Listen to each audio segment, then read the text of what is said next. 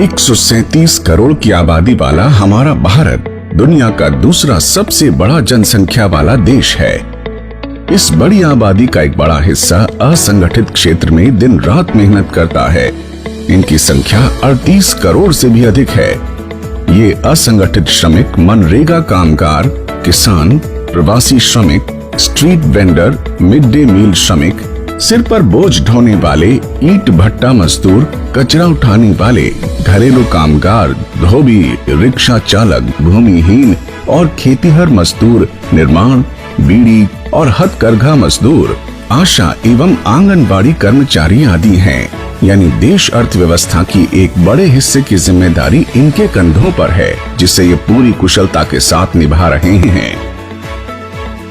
हमें इस बात का गर्व है कि हम एक आर्थिक महाशक्ति बनने जा रहे हैं और इस मकाम को हासिल करने में इनका बहुत बड़ा योगदान है।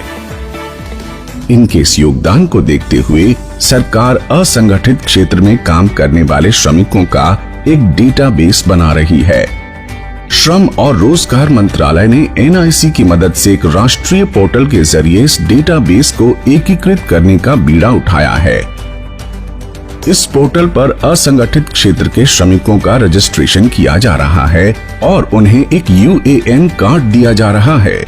इसके लिए श्रम और रोजगार मंत्रालय एवं CSC के बीच एक समझौता हुआ है, जिसके तहत CSC इस डेटाबेस को समृद्ध बनाने में मदद करेगी। CSC के 4 लाख से भी ज्यादा सेंटर्स पूरे देश की डिजिटल डिवाइड की खाई को कम कर रहे हैं। भारत सरकार के कई तरह की सेवाओं को आप VLE जनता तक पहुंचाने में अपना महत्वपूर्ण योगदान दे रहे हैं। इसके तहत आप असंगठित क्षेत्र के श्रमिकों को मंत्रालय की ई-श्रम पोर्टल पर रजिस्ट्रेशन करवाने में मदद कर सकते हैं। श्रमिकों का पंजीकरण करने से पहले आपको 3 बातों का विशेष ध्यान रखना है। पहला, पंजीकरण करवाने वाले श्रमिक की उम्र 16 साल से ऊपर और 60 साल के अंदर होनी चाहिए। दूसरा, श्रमिक इनकम टैक्स का भुगतान नहीं करता हो। और तीसरा, श्रमिक EPFO और ESIC के सदस्य न हों। अगर श्रमिक ये सभी शर्तें पूरी करते हों तो आप उनका रजिस्ट्रेशन कर सकते हैं। इसकी शुरुआत करते हुए सबसे पहले आप CSC के डिजिटल सेवा पोर्टल पर जाएं। लॉगिन करके वहां ई-श्रम सर्विस सर्च करें। यहां आप ई-श्रम के पेज पर रजिस्ट्रेशन थ्रू CSC डिजिटल सेवा पर क्लिक करें। इससे आप अपनी ई-श्रम के डैशबोर्ड पर आ जाएंगे। यहां आपको अब तक हुए रजिस्ट्रेशन की पूरी समरी दिखाई देगी। अब श्रमिक को रजिस्ट्रेशन करने के लिए न्यू UW को चुनें। श्रमिक से उनका मोबाइल नंबर पूछें, कैप्चा कोड भरें। पंजीकरण के लिए EPFO और ESIC के मेंबर न होने की घोषणा नो ऑप्शन को चुनकर करें। इसके बाद सेंड OTP पर क्लिक करें। श्रमिक के मोबाइल पर एक OTP आएगा, उसे भरकर वैलिडेट करें। वैलिडेट करते ही श्रमिक का आधार नंबर पूछा जाएगा। आप श्रमिक से उनका आधार नंबर लेकर उनकी आधार संख्या भरें। eKYC के लिए आप श्रमिक की फिंगरप्रिंट, आंखों की आइरिस या फिर OTP में से किसी भी एक विकल्प को चुनकर सबमिट करें। यहां मान लेते हैं कि आप फिंगरप्रिंट का विकल्प चुनते हैं, तो अब आपको अपने स्कैनर पर श्रमिक की फिंगरप्रिंट लेनी होगी। श्रमिक की फिंगरप्रिंट मैच होते ही आप उसे वैलिडेट करें। इससे आधार में पहले से दर्ज सभी जरूरी बेसिक जानकारी का डेटा अपने आप सिंक हो जाएगा। आपकी स्क्रीन पर श्रमिक की आधार eKYC संबंधी जानकारी दिखाई देगी। इसके बाद इस प्रोसेस के 5 चरण हैं, जिन्हें आपको फॉलो करना है। इसमें सबसे पहला पर्सनल इंफॉर्मेशन है। पर्सनल इंफॉर्मेशन पर क्लिक करें और श्रमिक से पूछते हुए सभी जानकारी भरते चलें। सेव एंड कंटिन्यू पर क्लिक करें। इससे आप दूसरे चरण यानी एड्रेस पेज पर पहुंच जाएंगे। यहां आप श्रमिक का स्थायी और वर्तमान पता भरें। सेव एंड कंटिन्यू पर क्लिक करें। इससे आप तीसरे यानी एजुकेशन और इनकम संबंधी जानकारी वाले पेज पर आ जाएंगे। यहां आप श्रमिक की शैक्षणिक योग्यता और मासिक आय का विवरण श्रमिक से पूछकर भरें। यहाँ आपको श्रमिक की शैक्षणिक सर्टिफिकेट और इनकम सर्टिफिकेट लगाना जरूरी नहीं है। सेव एंड कंटिन्यू पर क्लिक करें। अब आप चौथे चरण यानी ऑक्यूपेशन मतलब श्रमिक के पेशा और स्किल वाले पेज पर आ जाएंगे।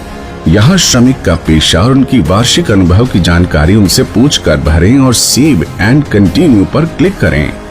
अब आपके सामने पांचवा और अंतिम स्टेप बैंक अकाउंट डिटेल्स आ जाएगा।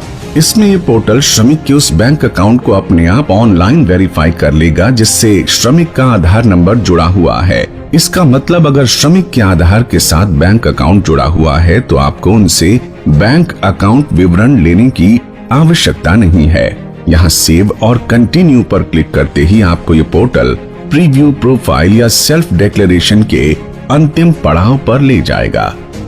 यहाँ अब तक भरी गई सभी जानकारी आपको एक ही पेज पर दिखाई देगी जिसे आप एक अंतिम बार देख सकते हैं। फाइनल सबमिट करने से ठीक पहले आपको श्रमिक से अंतिम सहमति लेनी है, जिसका मतलब ये होगा कि श्रमिक द्वारा दी जा रही सभी जानकारियां और विवरण सही हैं। अगर ये सभी जानकारी सही है तो आप फाइनल सबमिट पर क्लिक करें। इसे करते ही श्रमिक के मोबाइल पर एक OTP आएगा। आप श्रमिक से इस OTP को लेकर भरें। इसका मतलब श्रमिक ने इस पूरी प्रक्रिया के लिए अपनी सहमति स्वयं दी है। सबमिट करते ही स्क्रीन पर श्रमिक का असंगठित श्रमिक UAN कार्ड चमक उठेगा। आप इस कार्ड की एक साधारण प्रिंट निकालकर तत्काल श्रमिक को दे दें। इस UAN कार्ड पर श्रमिक का नाम, उनके पिता का नाम, श्रमिक की जन्म तिथि, जेंडर, व्यवसाय, वर्तमान पता, मोबाइल नंबर, आधार नंबर और 12 अंकों का खास UAN कार्ड नंबर दिखाई देगा। इस पूरी प्रक्रिया में आप श्रमिक संबंधी जानकारी सावधानी पूर्वक भरें। डेटा की एंट्री करने के दौरान किसी भी प्रकार की जल्दबाजी या लापरवाही न करें। आप श्रमिक को ये जरूर बताएं कि ये पूरी सुविधा और कार्ड एकदम मुफ्त है। साथ ही इस कार्ड के साथ श्रमिक को 1 साल तक के लिए PM सुरक्षा बीमा योजना का लाभ बिना किसी अतिरिक्त खर्च के मिलेगा। प्रत्येक रजिस्ट्रेशन के लिए श्रम एवं रोजगार मंत्रालय CSC SPV को 20 रुपए देगा। आप VLE बंधुओं को आपकी पारिश्रमिक आपके CSC वॉलेट में मिलेगी। अगर आप VLE बंधु स्वयं भी रजिस्ट्रेशन की सभी शर्तें पूरी करते हो तो आप अपना रजिस्ट्रेशन ई-श्रम पोर्टल पर कर सकते हैं। रजिस्ट्रेशन संबंधी किसी भी तरह की जानकारी, पूछताछ या फीडबैक के लिए आप CSC SPV को ईमेल कर सकते हैं। CSC SPV की ईमेल ID है ishram@digmail.in।